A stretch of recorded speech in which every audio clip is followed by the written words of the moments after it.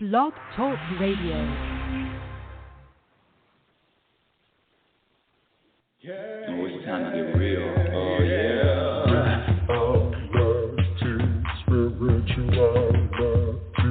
It's a new experience. Spirituality. Yeah, keep your ears open for this one now. Spirituality. You got a question for RLN? Spirituality. Yeah, it's time to get some answers, baby. Spirituality. Oh, now we get real. Yeah,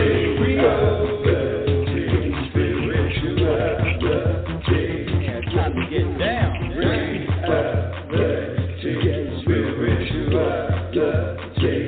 Yeah, you gonna feel good now. Real good.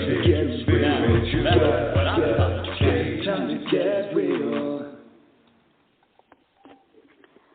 Welcome, everyone. Welcome to Reality Spirituality. I am your host, Global Happiness Specialist, Inner Peace Practitioner, Oracle. I added the Oracle. I love that title. Oracle, teacher, and more, a student of the universe. I thank you so much for being here. Yes, I missed you last week, too. Last week was just if the stars just don't line up, it's going to be next week. So thank you for being patient. Thank you for all your emails. Thank you for the questions. Brief introduction. Welcome, Wisdom Community. And you can also, if you would like to speak with me live, the number to call here is area code 646-564-9619. Again, area code 646-564-9619. Then you can speak with me live and or just ask to join in the Wisdom Community. Whichever way you want to do it, I'm good. Woo! Happiness specialist. How dare she? What do you mean happiness? Isn't joy better than happiness? Oh, you boy, oh boy, the arguments that I get or the comments that I get.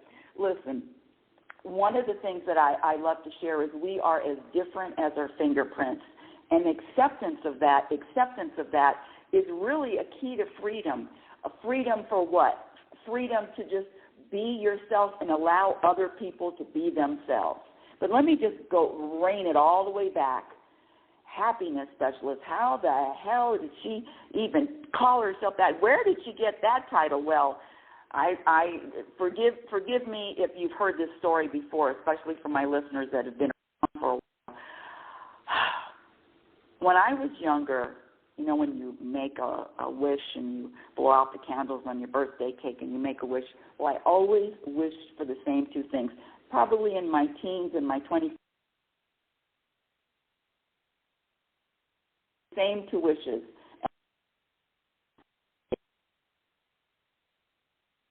That I just want to live to my potential. And the second thing that I always wish for is I wanted to be happy. And, of course, you know, just like I know, that this happiness has nothing to do with accomplishments. This happiness that I'm talking about has nothing to do with achievements, nothing to do with titles, nothing to do with how much money you have in your bank, nothing to do with your relationship or how much you weigh, nothing to do with health.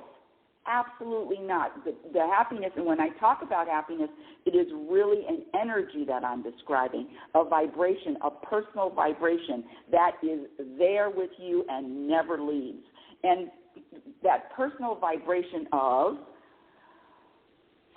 the energy of feeling and being content. I love that word, contentment. Everyone understands when I say contentment. Well, that's not true. Maybe everybody doesn't get it. When I say contentment, that's the energy that I'm talking about, feeling, being content. Content in the present moment and content in all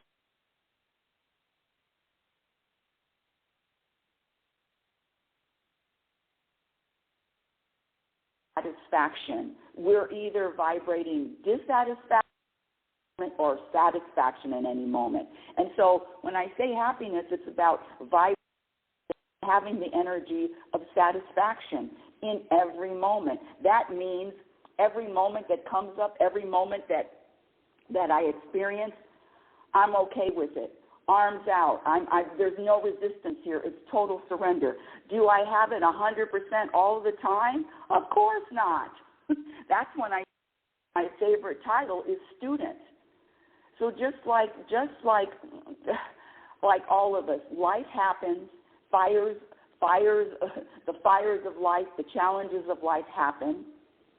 And so the practice is how to navigate through all of the ups and downs of life, how to navigate through all of that and have a peaceful energy, how to be at peace regardless of what's happening. Happiness, the good news is happiness is a practice skill. That vibration of contentment, of peace is a practice skill. And so I ask the questions right off the bat on a scale from 1 to 10, and only you can answer this. On a scale to 10, how important is that vibration, is that energy of peace and happiness in your life?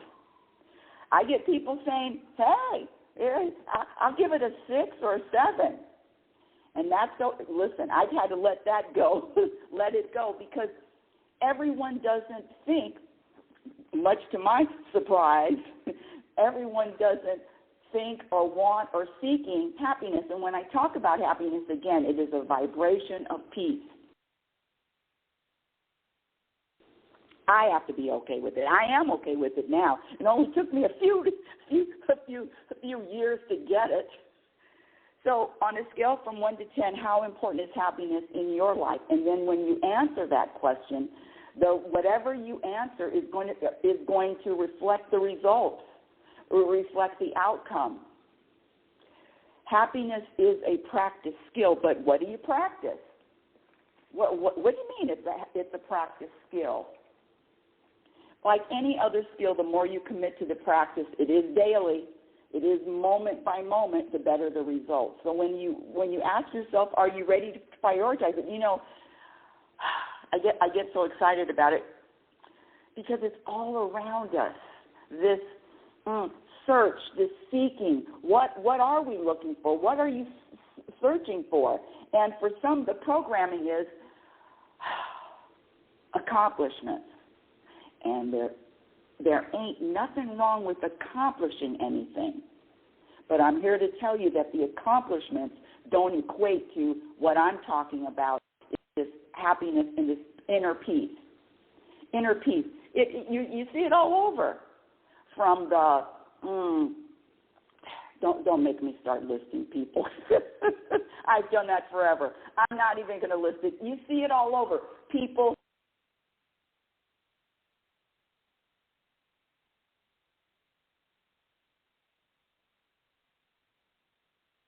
really quickly. One of my favorite studies to cite is the 5 most common regrets of the dying. The 5 most common regrets of the dying, and I will list them. There's a hospice nurse, I believe she's from Australia, and so she interviewed her terminally ill patients, people that had weeks to live, days to live, months to live. And so these 5 regrets kept coming up over and over and over again. And I believe, for me, it's just a powerful study. What is going to be important to you when you're getting to listen, I'm in my 3rd stage. I'm 66, soon to be 67 in a couple of weeks. I'm in my 3rd stage. And everything that I've experienced, not everything, but along the way, being at peace is number 1. You couldn't pay me $1 billion to go back to who I used to be, to go back to the unconscious program person of who I used to be. There is no amount of money that I would take, that I would accept for this peace that I found, and it is ongoing. It is never ending. So let me just share with you the 5 most common regrets of the dying. Number 1, I wish I would have pursued my dreams and aspirations and not the life others expected of me. Number heart. Hey, Robert.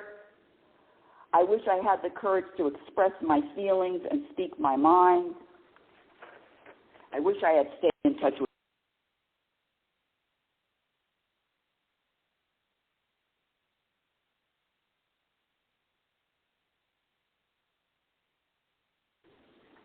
at least my perspective is it's powerful. And so when we talk about pain, pain is physical. Suffering is mental. Suffering is due entirely to the programming, to clinging to the past, to believing the program, to believing the stories, and an unwillingness to move on to the next moment, and an unwillingness to accept what life is throwing at you at any moment. Resisting. Let me get to today's topics. Woo! I'm so excited. You know, and don't think I haven't talked about these topics before. And I always get pushback. And I love the challenge, and I love the pushback. I really do. This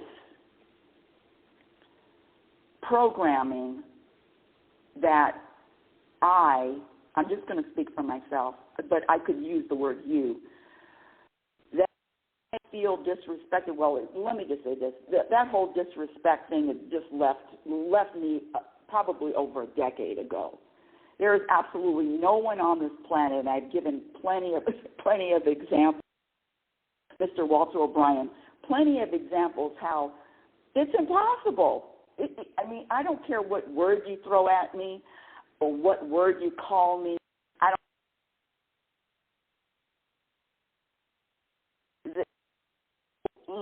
Disrespect, it's impossible. And but the question is, how did I get to this point?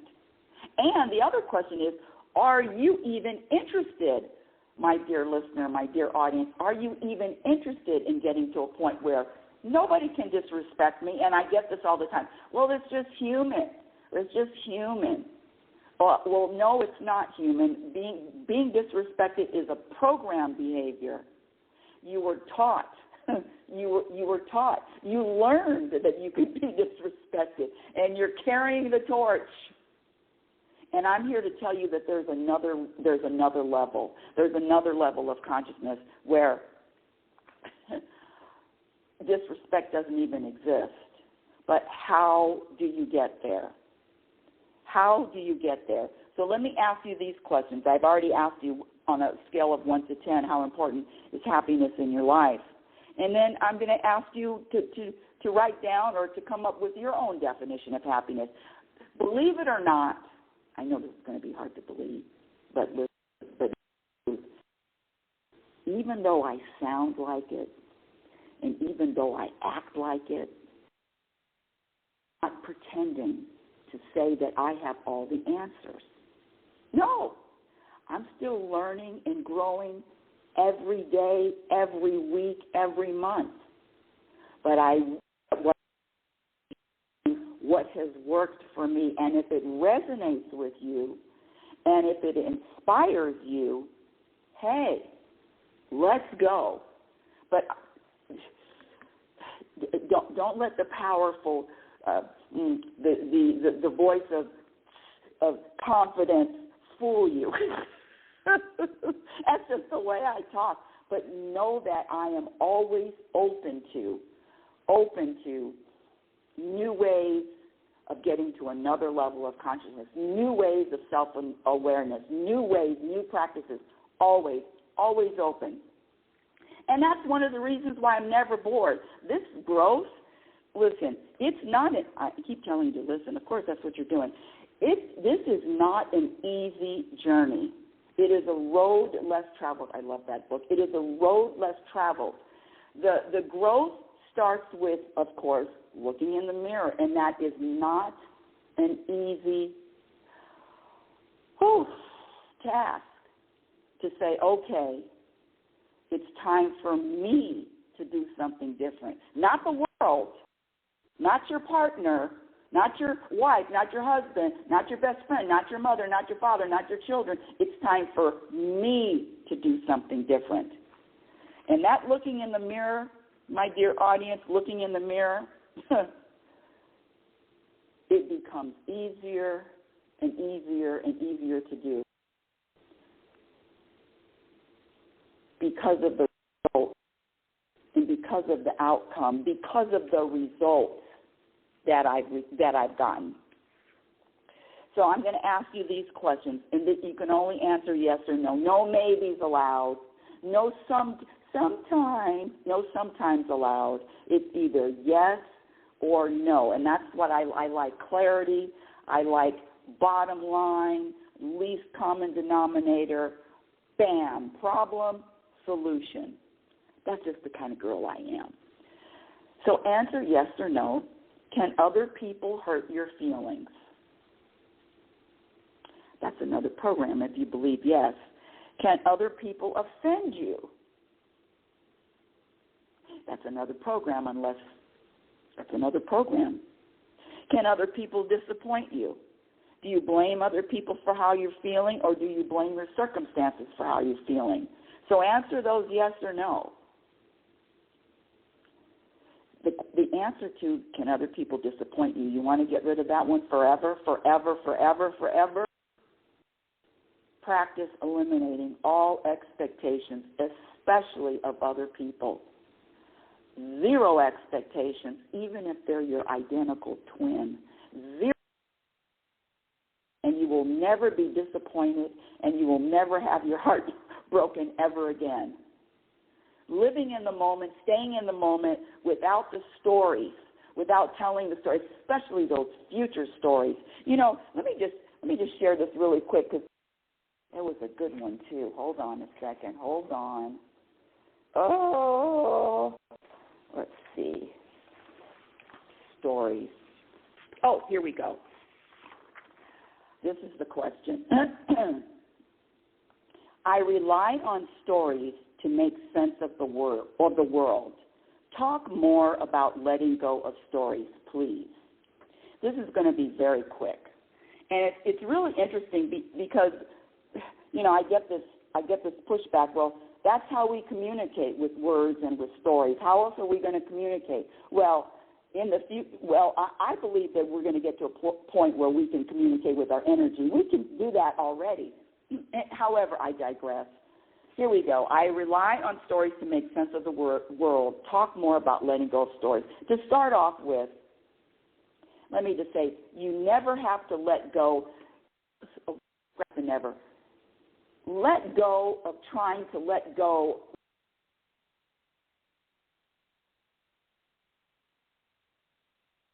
Whatever it is, whether it's weight, I was talking to a woman this week, whether it's a weight, I don't want to be this.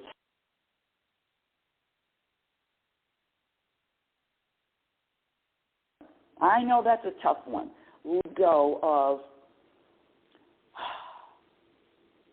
not wanting anything. In other words, you know those experiences, those life challenges that, you know, I would prefer it. I would rather this not happen to me. I would rather not experience this. I would rather not get audited by the IRS, but okay, thanks. That kind of thing. So the first part of the practice is letting go of, which is really resisting what is. So if you're 300 pounds and you want to be 200 pounds, I don't want to be 300 pounds, let go of resisting that that's what you are. And the second part of the practice is accepting wherever you are in the moment. Acceptance starts the process. At least this is what I found. Acceptance of wherever you are in the moment starts the process of change. Change meaning a different experience. So the first part of the practice is acceptance. And let me get back to this question about letting go of the story. So to start off, you don't have to let go of the stories that are consuming. Listen, I have stories stories that come in from the very beginning. From the very time I opened my eyes, my ego is actively talking and actively coming up with something, some story, some incident, other people. I mean, it is constant. And I don't know about you, but 66 going on 67, I haven't been able to shut that quiet it down, and I stopped trying.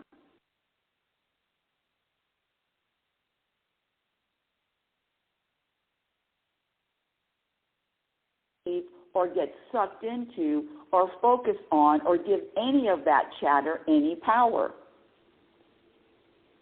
Why?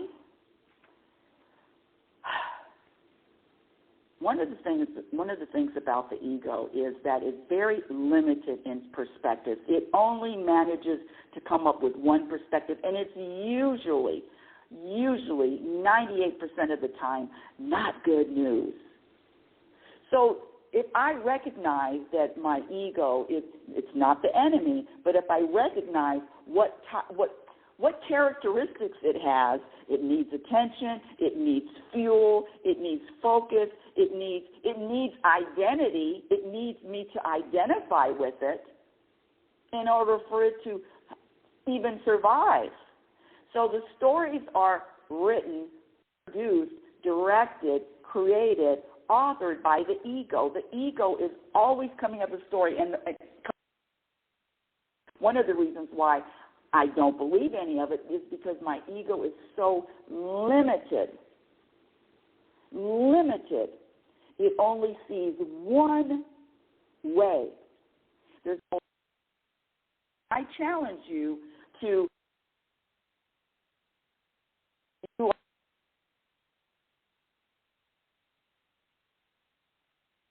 because the topic is supposed to be the illusion of disrespect. I'm going to get there in less than 2 minutes, I promise. Let me just stay with the stories.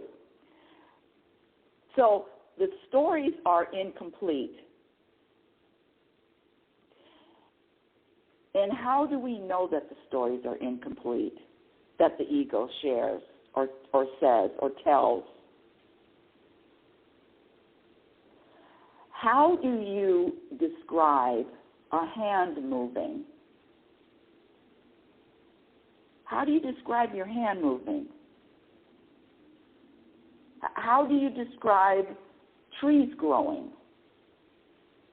See, there are so many places, dimensions, consciousness that the ego will just not even concern itself with, not even enter, not even consider. So part of it is the ego is very limited. Let me get to today's topic. The illusion of getting disrespected. The illusion of disrespect. I love this topic, and I'm going to say that this story that I'm going to share is not mine. I know I just talked about stories, but there are stories that describe, and there are stories that make judgments. This is a story that is just going to describe. And there's a stories that describe is the same as witnessing or observing. This is a story that has no judgment. And there's a big difference. You can feel the difference when you're judging. You can feel the difference when you're just describing. Okay, here we go. And this was my best friend who is a retired law enforcement, actually retired dignitary protection. So he retired after I think almost 30 years, and being in dignitary protection, if you can imagine, and I've talked about him before, but he's nameless. He's nameless. He does not. He's the opposite of me. He's behind the curtains. No one's going to know his name. No one's going to even know his voice. But it's interesting how he's got all these great stories that teach lessons. And so this taught him about the illusion of being disrespected. And he came from a community where if you were disrespected, I mean, it could turn into a physical fight. It could even turn into a disrespect in certain communities. Say that you do not want to play with. Take it, scratch that. Some people, a lot of people take this disrespected very, here we go, seriously. I mean, those are fighting words. Talking about me, or talk about my family, talk about my children, talk about my mother. You're disrespecting me. Oh, that behavior is punished in certain communities, or a lot of communities. I don't know. Anyway, so in his community, that the whole disrespect, and to the point where he tells the story that his issue was being disrespected.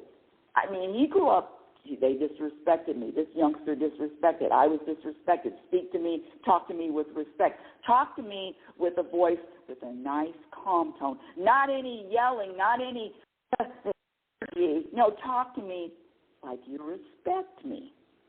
Because that's a little bit of his background. Plus, let me just add this. This man has met, you name it, anyone in the world, you name, he has been in their presence, from the Dalai Lama to the presidents of countries to presidents here to, and this is the story, and here we go. He was in London.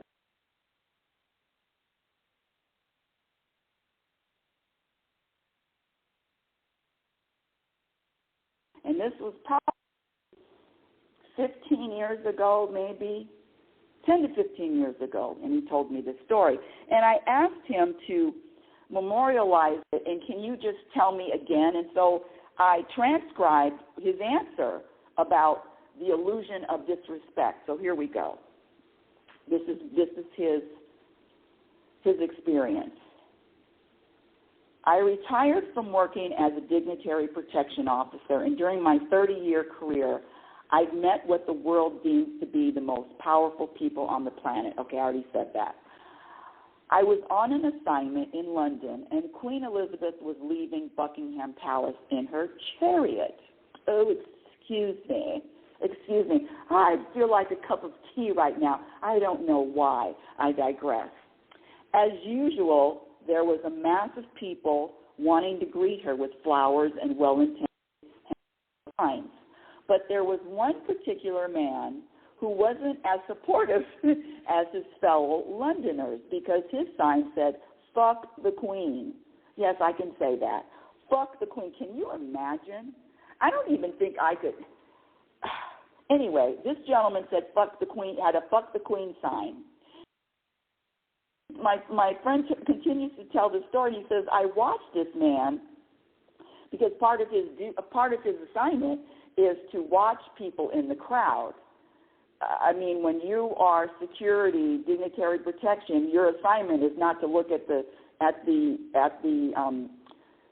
person that's being guarded. It's to look at the crowd and determine whether or not some crazies are in it. You know what I'm talking about. So he continued, he says, I watched this man, and because he was adamant about the Queen seeing his sign, he was jumping up and down. He was shouting even more disrespectful expletives.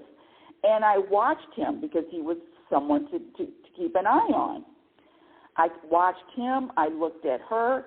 I watched Queen Elizabeth wave to the crowd, and I witnessed the Queen waving to the man, the same man that was holding up the "Fuck the Queen" sign. I watched Queen Elizabeth wave to the crowd, and I witnessed the Queen waving to the man with the same energy, with the same fervor as she waved to her supporters. And he said, to be clear, she saw the sign. She saw his sign.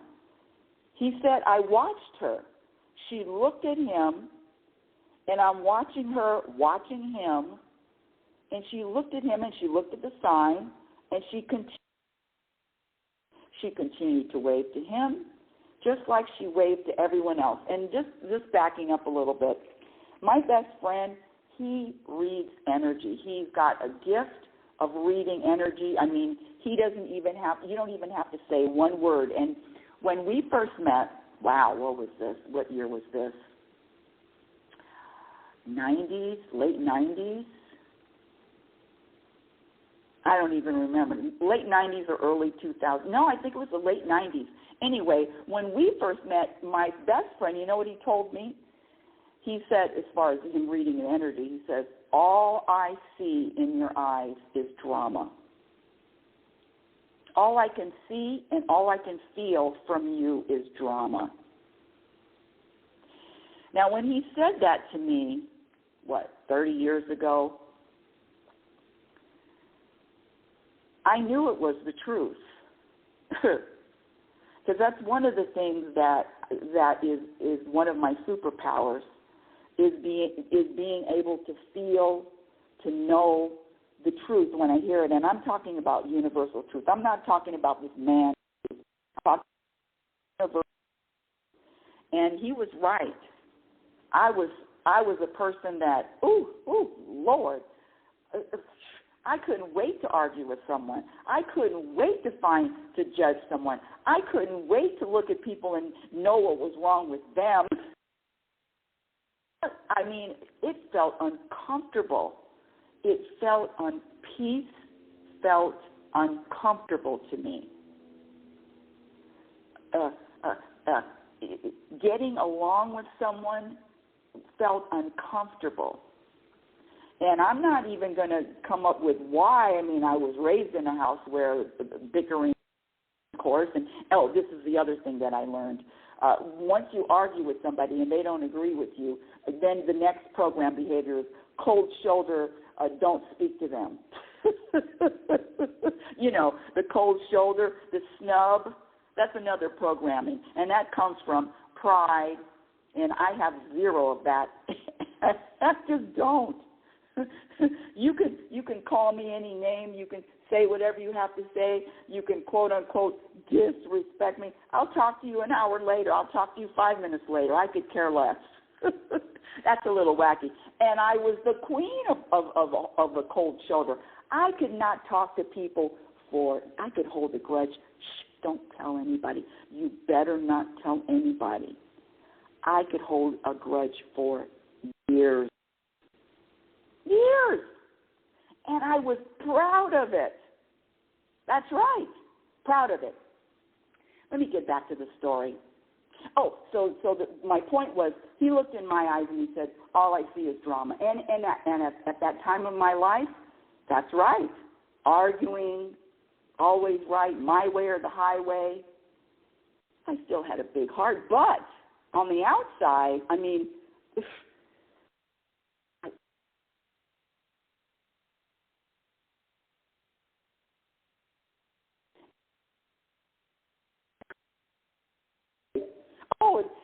it was thriving. My ego was thriving. Not anymore.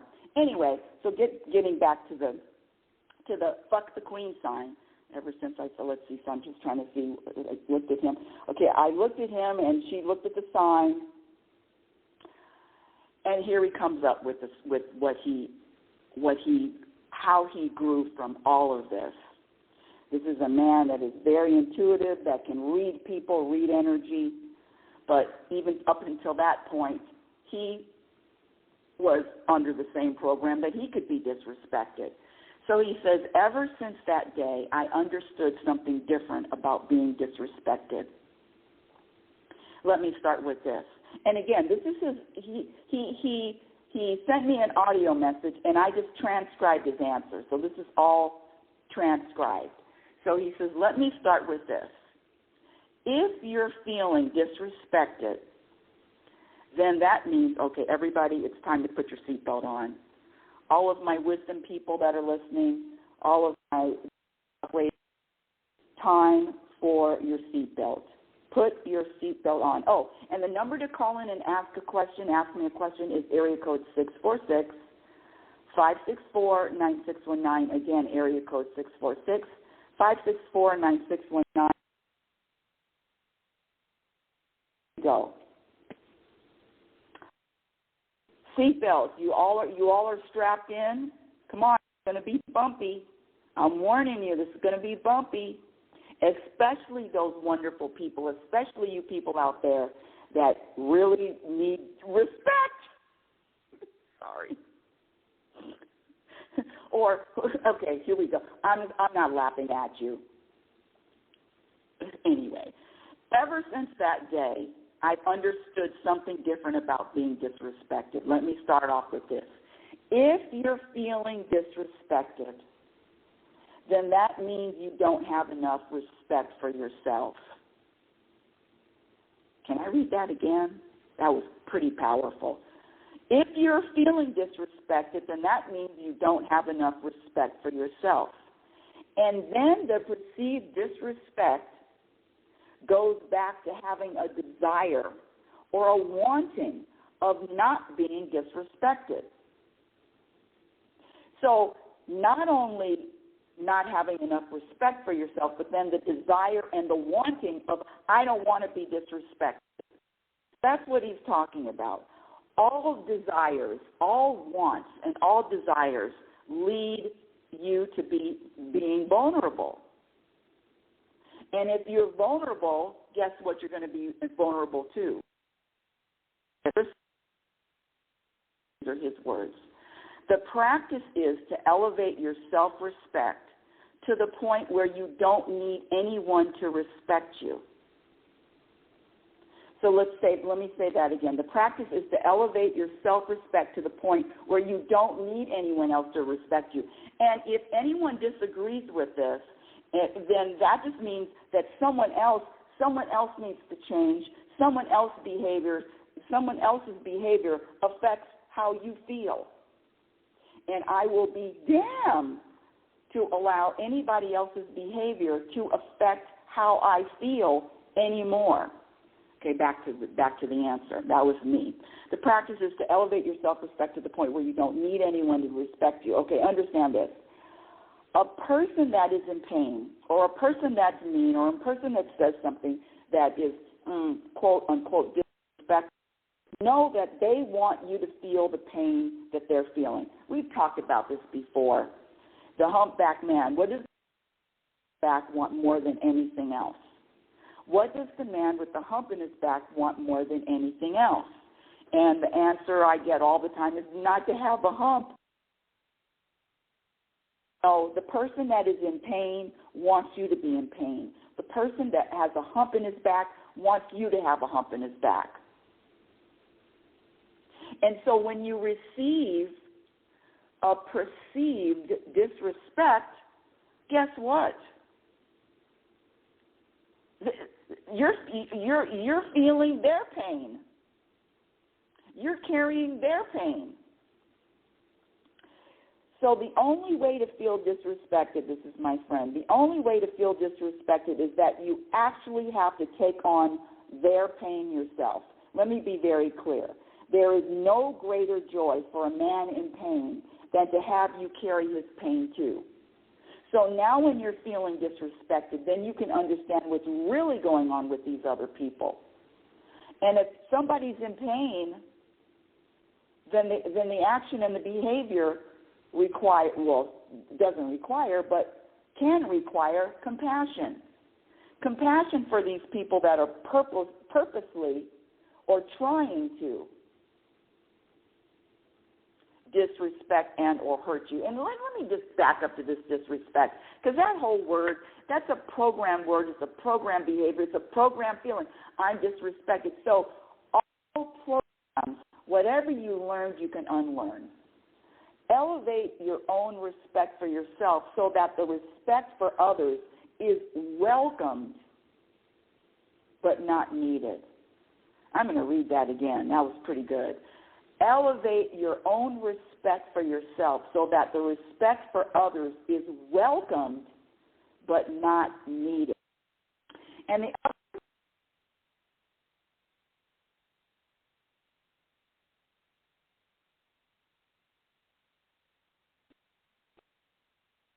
when we were young. So in for some crazy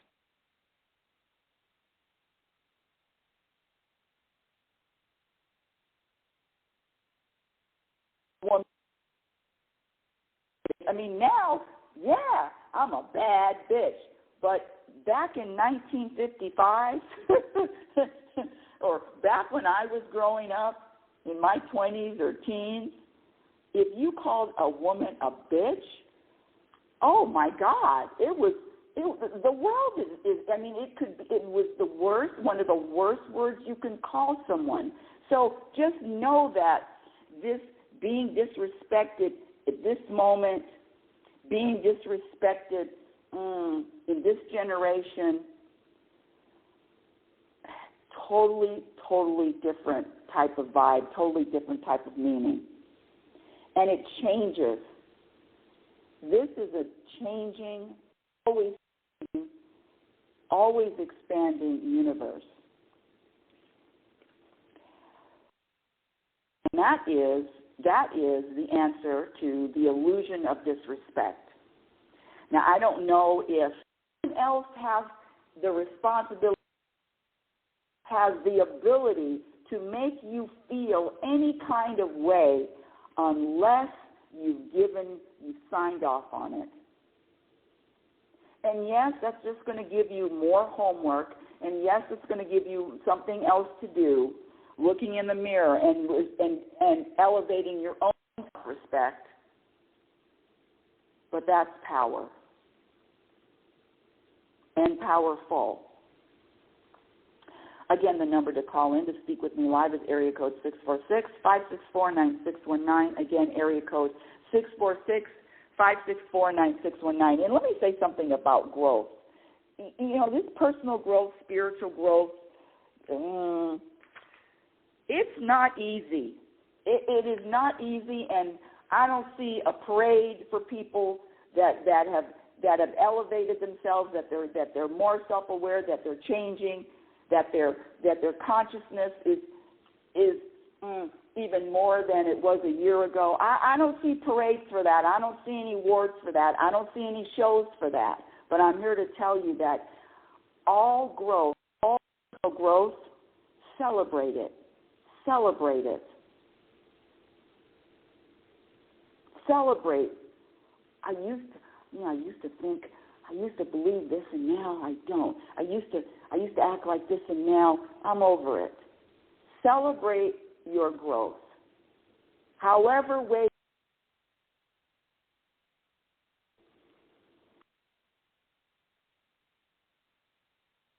Second topic.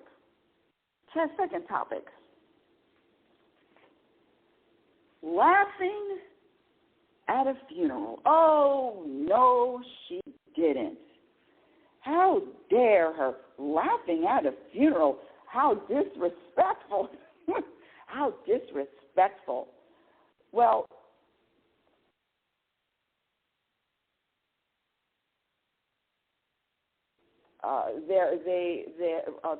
they went to a funeral, and the person that died. Hold on a second. Let me just get the question. Let me find the exact question. Of course, I don't have it in front of me. Let's see. Where is it? Where is it?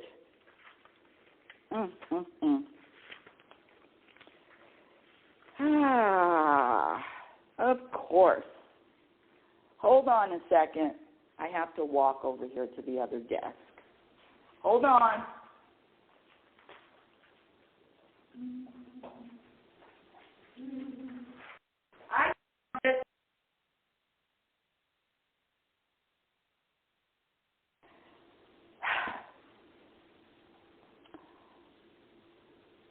I've told this story before, and I'm going to shorten it really quickly. Years ago,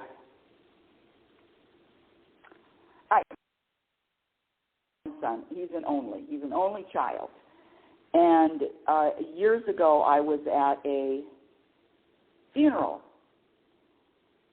and the woman that died, she had an only child. And I remember, and this had to be, maybe 20 years ago, at least 15. And so she had an only child. And I remember going to the service, and the woman that died, she had cancer, so it was probably almost 2 years. You know, she went into remission, and then the cancer came back. So it was probably 2 years, a little bit more than 2 years, until she died. My point is that her daughter, who was an only child, was probably in her 20s. Yeah, I would say she was in her early 20s, mid-20s. And so she knew that her mother, well, scratch the knew. The process of watching her mother die, there was, you know, I can't say that. I can't say that because I don't know. Let me just say this. At the service, this daughter, who was an only child, was unconsolable.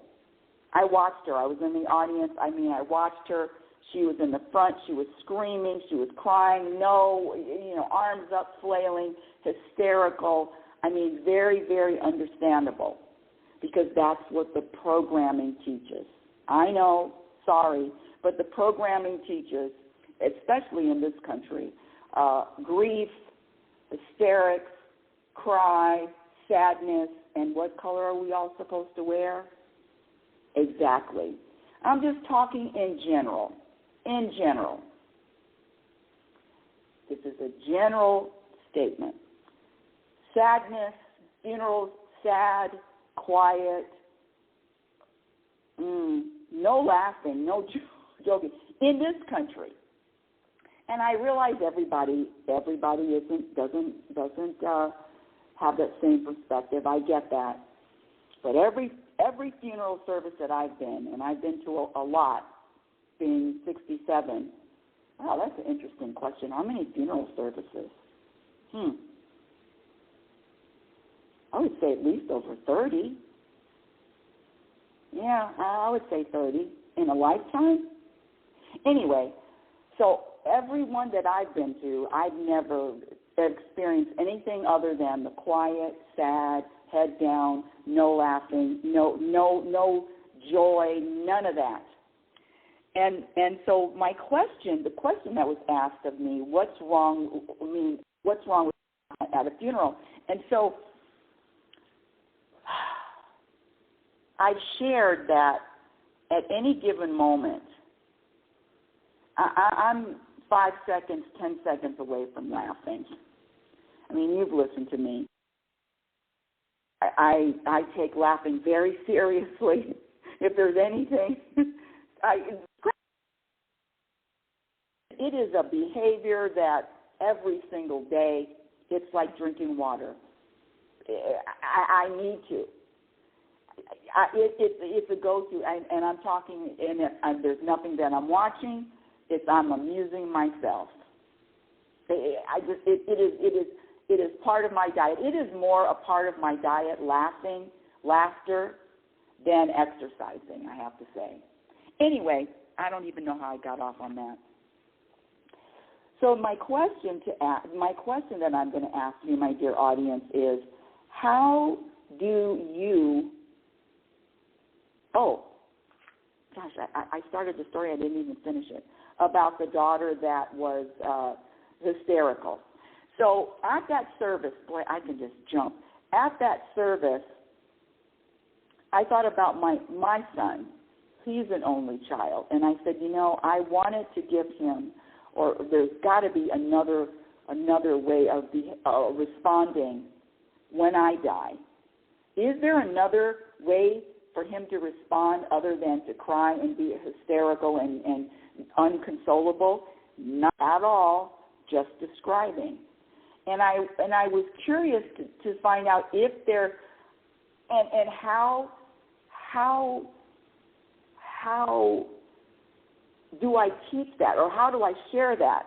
And of course the universe always gives me the perfect situation, because when my father died in the year 20, I was given the opportunity to show my only son that there is a different way of responding, or there is another way to respond when a parent dies. There is another way to respond when a parent dies. And I remember times in my life, in my 20s and my 30s, I remember saying, oh, if my mother and father die, I don't know what I would do. That's the programming, too. When they go, I don't know what I would do if they die. And that was the truth. I was headed for falling apart.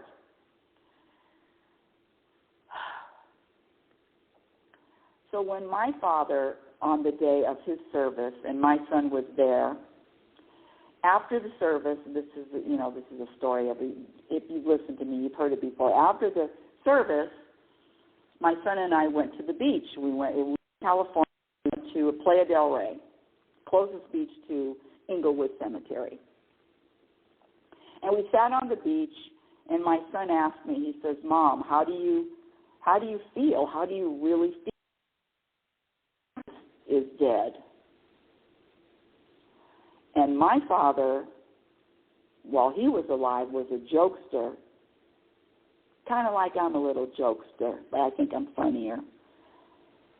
And being that my father was a jokester, I turned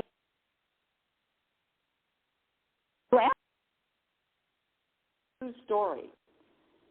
The point is laughing. How do I want to be remembered? How do you want to be remembered? If I had a choice of someone laughing or crying when I go, I'm going to choose, I want them laughing. In fact, what an honor that when I go, people will find or remember those funny stories. And I know, of course, the shock of death and the getting over it, and not scratch that, getting over it, scratch that. I get it. I know that there is a shock that comes with it. But after the shock is worn off, after that, where is the focus? Is the focus on the memories? Is the focus on what you experience, or is the focus on loss? And the programming is the focus. I don't even know why I'm on this topic.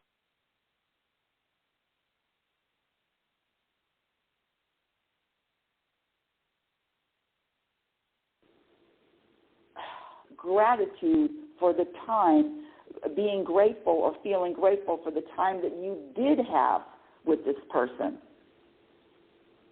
Is the focus on loss, or is the focus on life? And gratitude for all the experience, the good and the other, all of it. There's nothing higher on the energetic scale than a room full of people, happy, lighthearted people laughing. Can you imagine? Can you feel that energy? It would be just like attending a comedy show where everybody in the audience is laughing or smiling. And I personally can't find anything wrong with laughing in any moment, whether it's at a funeral or whether it's at a baby shower. But I know that the programming teaches us something different. And the programming teaches us, especially in the U.S., that funerals are solemn occasions and laughter is not welcomed. So my question is, what is wrong with everyone in? Of course, that's not even a good question. I can't think of anything better than a group of individuals in the same room laughing hysterically, and I can't think of any way to be remembered than people laughing at me, with me, and at me. But I do understand, and I accept those people. I accept the programming that believe that life has come to an end, and I get it, and I honor all beliefs, and life has come to an end, and it's time to be quiet, and it's time to grieve, and it's time to be sad. But I'm not going to. I would be honored if my son was able to laugh And joking on the day of my father's funeral, making a joke, because we've talked about it, making a joke on that day, and there's been deaths after that, from my mother to his other grandmother. Both of his grandmothers have gone now, that he's got options now. And I'm really talking to also the people that have children, whether they're children or whether they're adult children, to share and give your children another option, or not. But as a parent, I feel it's my responsibility to prepare my son for my own death. Meaning, you can only prepare for so long or for so much. I get that. But we've talked about it, laughing, joking.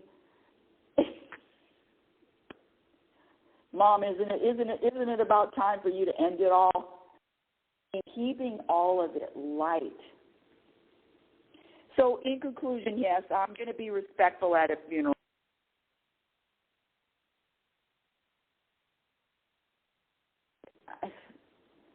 I know how to read the room, but I'm telling you right now that the next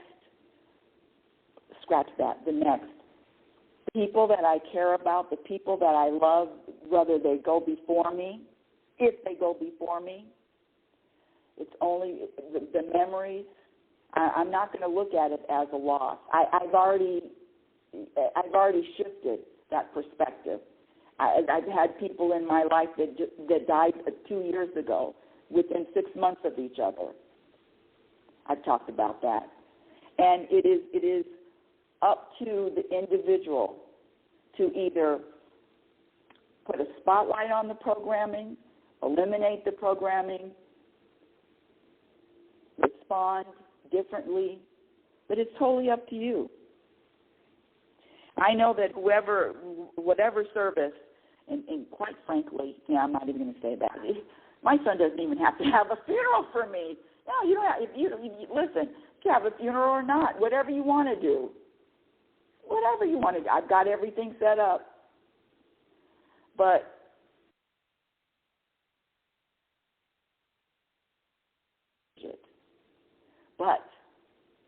if other people aren't laughing, now I'm really going off.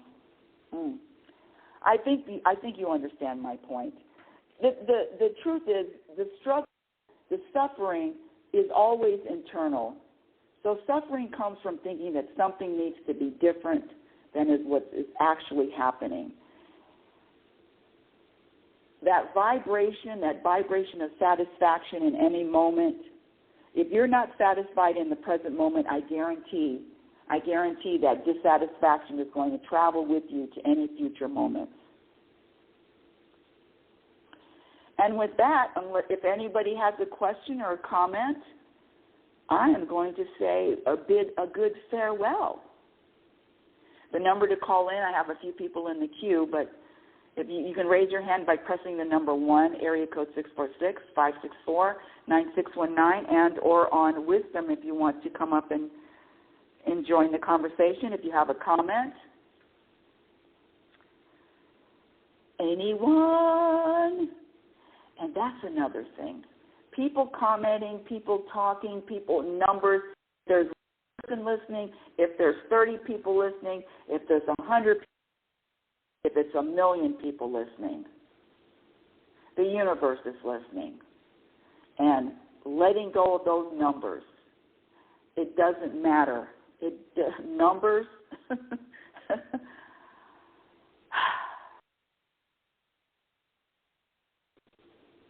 that includes bank account numbers, that includes like numbers, that includes listening numbers. I'm good. Because my ego wants the numbers. But what's more powerful, numbers or energy? ego or energy? The energy of peace, the energy of contentment, the energy of feeling satisfied, the energy of feeling balanced, the energy of being relaxed, the energy, how about this, the energy of trust, the energy of surrender, the energy, the behavior of being patient with yourself, being patient with your growth.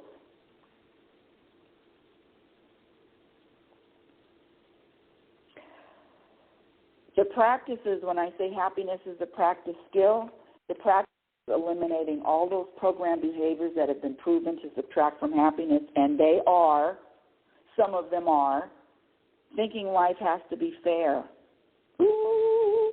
having regrets, rushing, lack of acceptance of self and others, lack of personal growth. How about this one? The need to be right.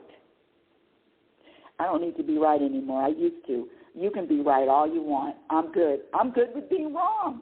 I'm okay. Taking anything personally. Being embarrassed. The only reason why people are embarrassed is because they care about what other people think.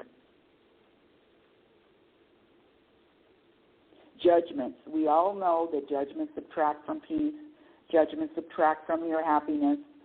Living in the past, talking about the past, regurgitating the past over and over and over. The past, the stories of the past, over and over. You're just robbing yourself of the present moment. Blaming anyone or blaming circumstances for the way you feel. Comparing yourself to someone else.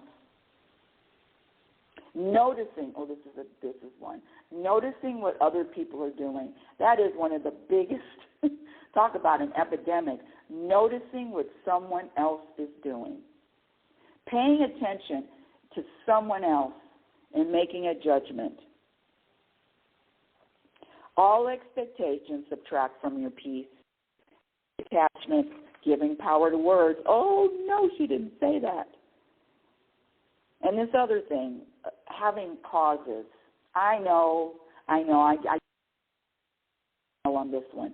Having a cause. The thing, there's nothing wrong with having a cause, but the problem comes in is when you want the other people to cause is important. Like you believe it's important. Wanting someone else to think your cause is important. Wanting someone else to think what you think is important is important.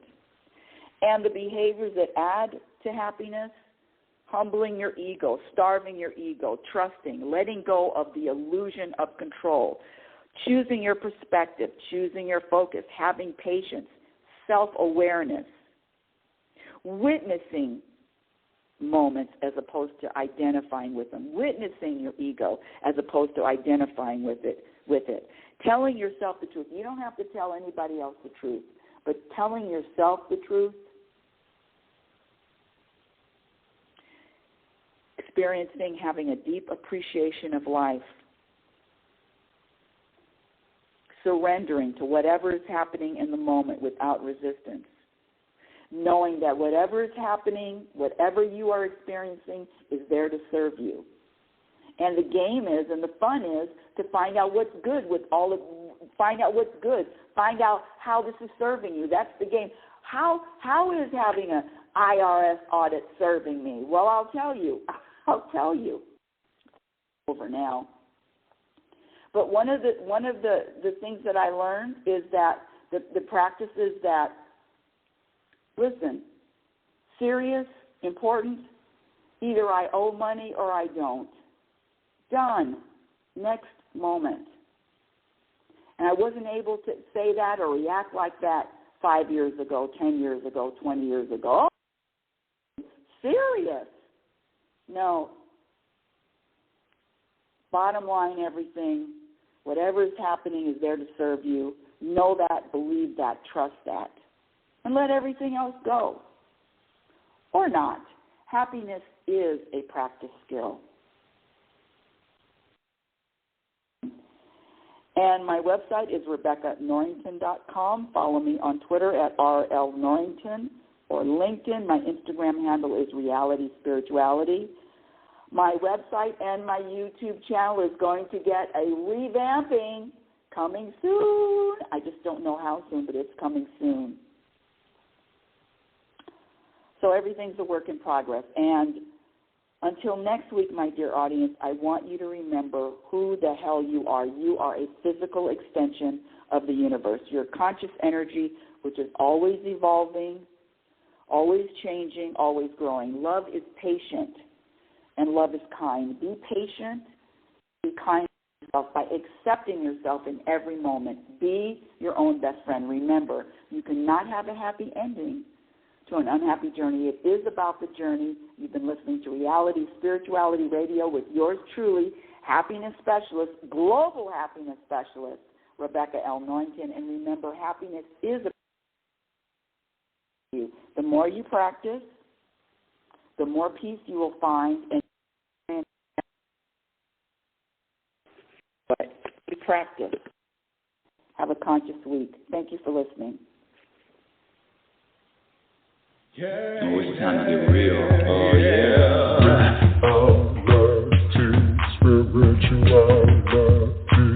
It's a new experience.